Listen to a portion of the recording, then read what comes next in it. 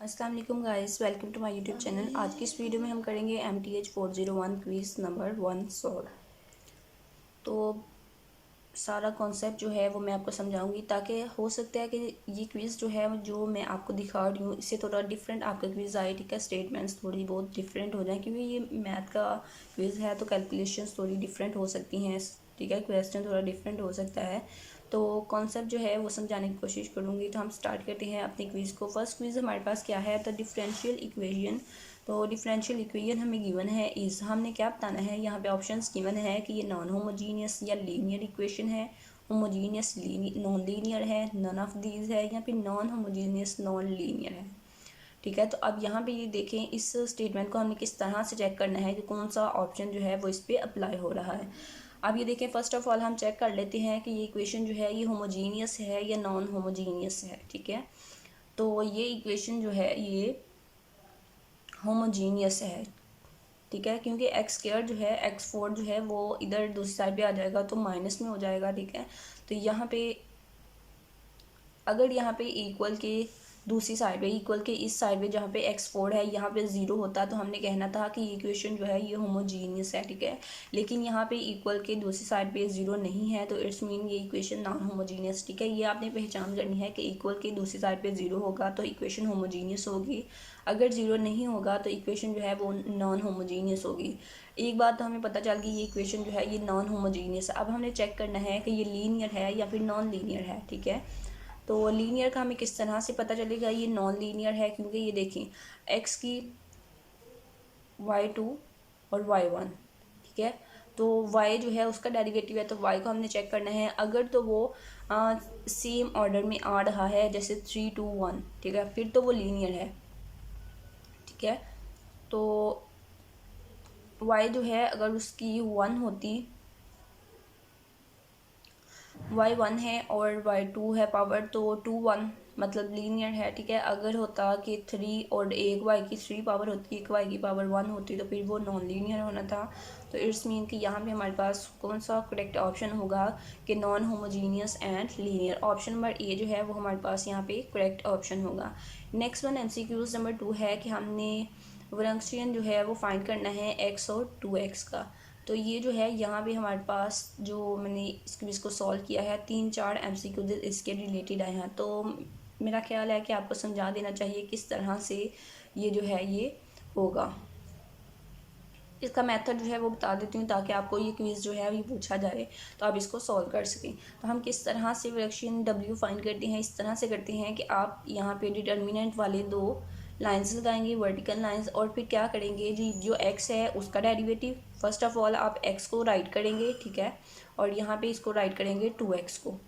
यहाँ पे हमने राइट किया 2x को, फिर क्या करना है, नीचे आपने x का डेरिवेटिव लिखना है। तो x का डेरिवेटिव क्या होता है 1, और 2x का डेरिवेटिव क्या होता है 2x का डेरिवेटिव होता है 2। ठीक है, तो फिर इस तरह से एक एक डेरिवेटिव दोनों वेरिएबल्स का लिख के फिर आपने क्या करना है, आपने इसका डिटर्मिनेंट ले लेना है। जो आंसर आएगा वो यहाँ पे हमारा करेक्ट आंसर होगा। इस तरह से डिटर्मिनेंट लेंगे, 2 को और x को मल्टीप्लाई करेंगे तो हमारे पास क्या हो जाएगा 2x। दरमियान में हम सिंबल लगाते हैं माइनस का, माइनस, और फिर इस 2x को 1 से मल्टीप्लाई करेंगे तो यहाँ पे भी आ जाएगा 2x। एक 2x जो है वो पॉजिटिव है, एक जो है वो नेगेटिव है, एक साथ जमा है एक साथ माइनस है, दोनों कैंसिल आउट हो जाएंगे और आंसर जो है वो हमारे पास आ जाएगा 0। इट्स मीन कि इसका आंसर जो है वो कौन सा है 0। इसी तरह से नेक्स्ट वन MCQs में भी हमें यही फार्मूला जो है वो हमने लगाना है, और यहाँ पे भी हमने फाइंड करना है 1 और x स्क्वायर का। तो यहाँ पे भी आपने इसी फार्मूले से पुट करना है, तो आपके पास आंसर जो है आ जाएगा 1 और x स्क्वायर को एज इट इज़ लिखना है, फिर 1 और x स्क्वायर का डेरिवेटिव लेना है। तो कांस्टेंट का डेरिवेटिव 0 होता है, 1 का डेरिवेटिव 0 हो जाएगा और x स्क्वायर का 2x हो जाएगा। ठीक है, तो 2x को मल्टीप्लाई करेंगे 1 से तो 2x आ जाएगा, और फिर दरमियान में माइनस साइन लगाएंगे और 0 को मल्टीप्लाई करेंगे x स्क्वायर से, वो 0 हो जाएगा। तो इट्स मीन के आंसर जो है वो हमारे पास 2x आ जाएगा। Option number B is correct answer. Next one MCQs है, दो फंक्शंस गिवन है, तो हमने यहाँ पे बताना है कि ये फंक्शन लीनियरली डिपेंडेंट हैं या फिर लीनियरली इंडिपेंडेंट हैं। तो ये दोनों फंक्शंस जो हैं ये लीनियरली डिपेंडेंट हैं।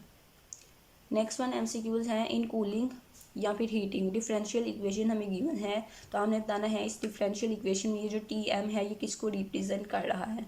तो ये टी एम रिप्रेजेंट कर रहा है टेम्परेचर ऑफ सराउंडिंग इन्वायरमेंट। आपके हैंडआउट्स में ये गिवन है कि टी एम जो है वो रिप्रेजेंट करता है temperature of surrounding environment. Next one MCQs है कि if T be the half life then the solution of population growth model could be.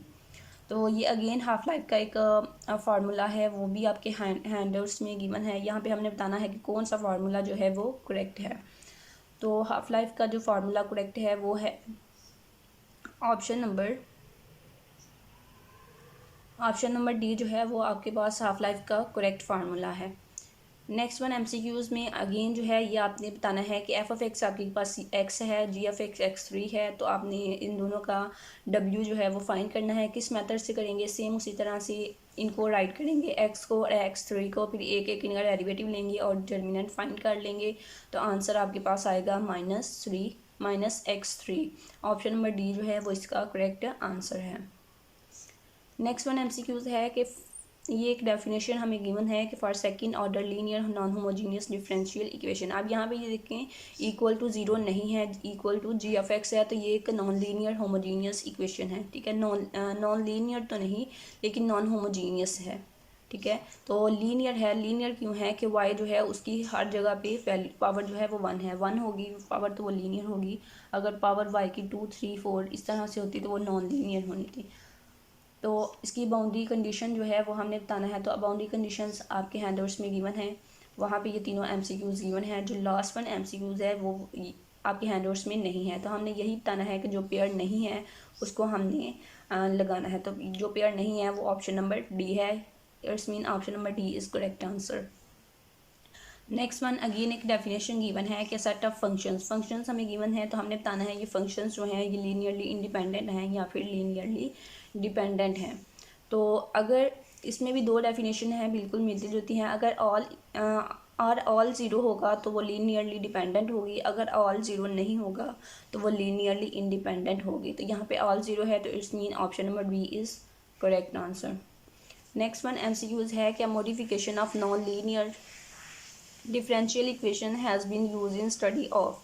तो ये जो modification of non linear differential equation है इसकी मॉडिफिकेशन जो है वो किस स्टडी में यूज़ होती है, तो ये होती है ऑल ऑफ द गिवन। ठीक है, ये आपके हैंडआउट्स में गिवन है, ऑल ऑफ दीज जो है यहाँ पे करेक्ट ऑप्शन होगा। और ये था हमारा MTH 401 डिफरेंशियल इक्वेशन का क्विज नंबर 1। होपफुली आपको सारा कॉन्सेप्ट जो है वो समझ आ गया होगा। इस तरह के आपके MCQs जो W वाले तो तकरीबन हर स्टूडेंट को पूछा जाएगा। ठीक है, तो डेफिनेशंस भी पूछी जाएंगी।